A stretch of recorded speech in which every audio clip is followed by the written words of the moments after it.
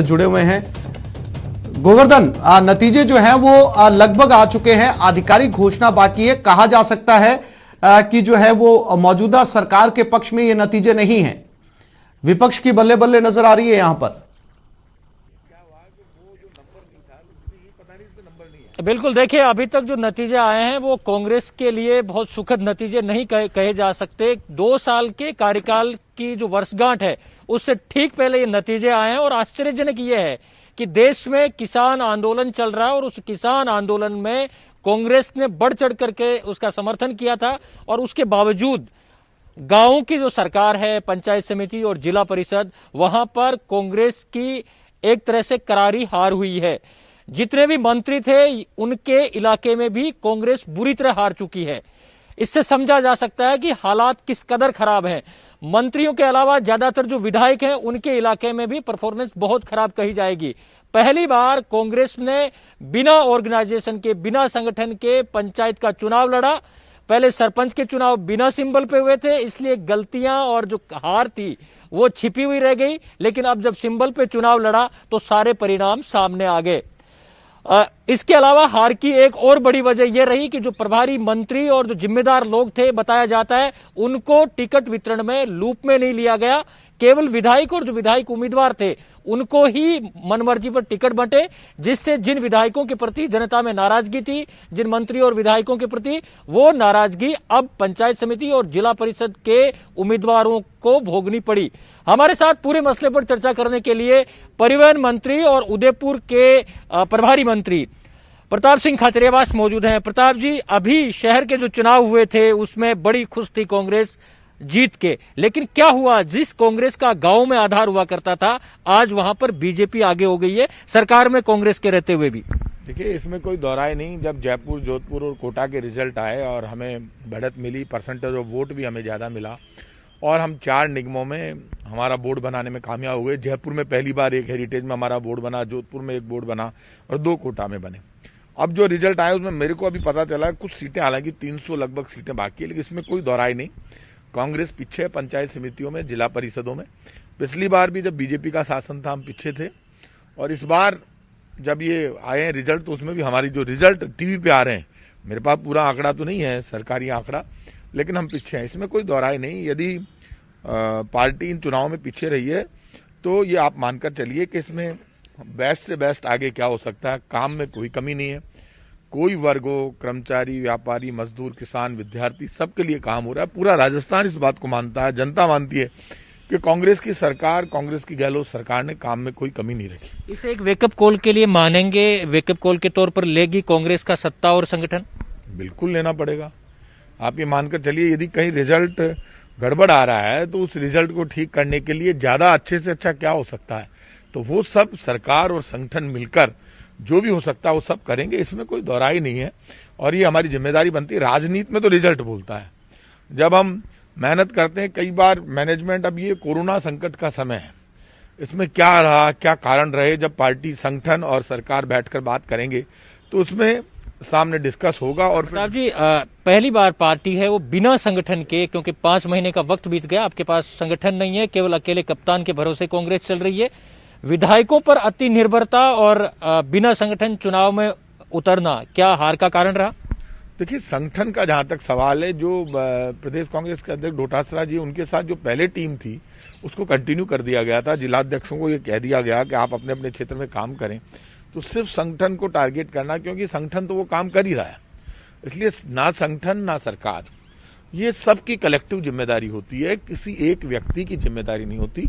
एक बड़ा परिवार होता है पार्टी का, जिसमें कार्यकर्ता से लेकर नेता तक हम सब मैदान में उतरते हैं। तो ये गोवर्धन, एक और भी सवाल पूछने की कोशिश कीजिएगा प्रताप सिंह खाचरियावास से कि वहां पर जो है वो बड़े बड़े दिग्गज मंत्री, जिनका जयपुर के अंदर विधानसभा में बड़ा कद है, वो अपने इलाके में अपने कैंडिडेट जिनको उन्होंने खड़ा किया वो हार गए, जिसमें मुख्य तौर पर गोविंद सिंह डोटासरा। कितना वोट मिला है, वोट कटवाओं को कितना वोट, जो सारी स्थिति अब क्लियर होगी। प्रताप जी, एक और है, जो आपके बड़े बड़े मंत्री, PCC chief, x PCC chief, सारे उनके इलाके में पार्टी हार चुकी है। कम से कम जिन पे जितवाने की जिम्मेदारी थी उनके इलाके में ये स्थिति होना, इसको किस रूप में देखेंगे? कौन जिम्मेदार रहा इसके लिए? देखिए, ये जो जहाँ तक सवाल है, जब आप ये बता रहे हैं कि मंत्रियों के और हमारे बड़े नेताओं के इलाकों में उनकी कॉन्स्टिट्यूंसीज में पार्टी हार गई, ये सारा आंकड़ा भी आ जाने दीजिए पूरा। और जो भी स्थितियां हैं, हार और जीत सब चलता है राजनीति में, लेकिन इस हार और जीत में, हार को जीत में तब्दील करने की रणनीति बनाना ही हमारी जिम्मेदारी है।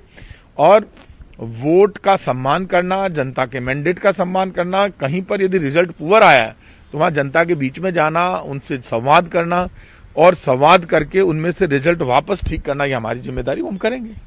इस पूरे मैंडेट को जो जनता ने दिया है, बीजेपी 2 साल के जो कार्यकाल है सरकार के, उससे जोड़ करके पेश कर रही है और इस पूरे मसले को वो आपकी 2 साल की वर्षगांठ से पहले जनता के बीच में भुनाएगी। तो क्या इन नतीजों को आपके 2 साल के कामकाज पर मुहर माना जाएगा?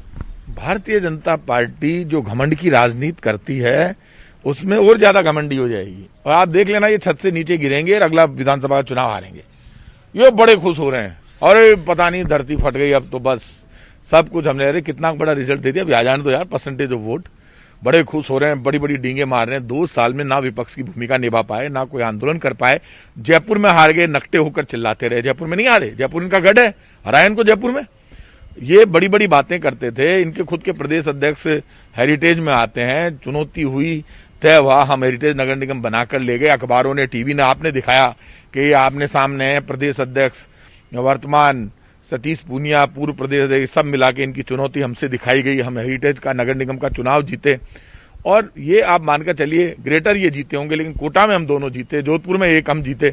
इससे पहले जितने निकाय चुनाव हुए वो हम जीते। अब ये पंचायतों के सारे आ जाने तो रिजल्ट, इनकी भी पोल्स, वो बड़े खुश हो रहे हैं जैसे कोई इन्होंने बड़ी मेहनत से। इसमें यह है कि अभी भी एक छिपा हुआ है कि दल बदल कानून क्योंकि यहाँ पर लागू नहीं होता, तो आपके लिए अब मैनेजमेंट का चुनाव है। तो क्या कांग्रेस पार्टी अब ज्यादा से ज्यादा बोर्ड मतलब पंचायत समिति में अपने प्रधान और जिला प्रमुख बनाने, जिला परिषद में कोशिश करेगी, रणनीति बनाएगी तो तोड़ फोड़ के जरिए? देखिए, मैं तो जयपुर में हूँ, जयपुर का जिलाध्यक्ष हूँ, मेरे जिम्मे जयपुर है। और अभी वर्तमान में जो हमारे वहाँ की लोकल लीडरशिप है, वहाँ के मंत्री है, वहाँ के एमएलए हैं, वहाँ के संगठन के पदाधिकारी है, ये उनके जिम्मे है।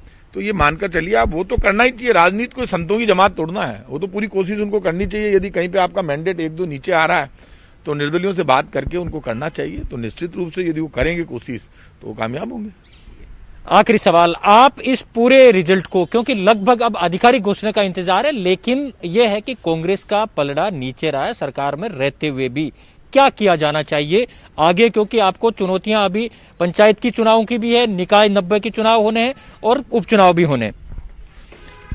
100% आज मैं आपसे कह रहा हूं, ये ठाकुर जी दया रखे, मैं भी कृष्ण का भक्त हूं। उपचुनाव में मुझे उम्मीद है हमारा पलड़ा भारी रहेगा, ये तय बात है। मैं खुद भी जाऊंगा उपचुनाव में और हमें गहलोत सरकार के कामकाज को समझाना करना, इससे में हमारी जिम्मेदारी है कि ये जो रिजल्ट आए इसमें वर्किंग गहलोत सरकार का कामकाज बहुत अच्छा रहा।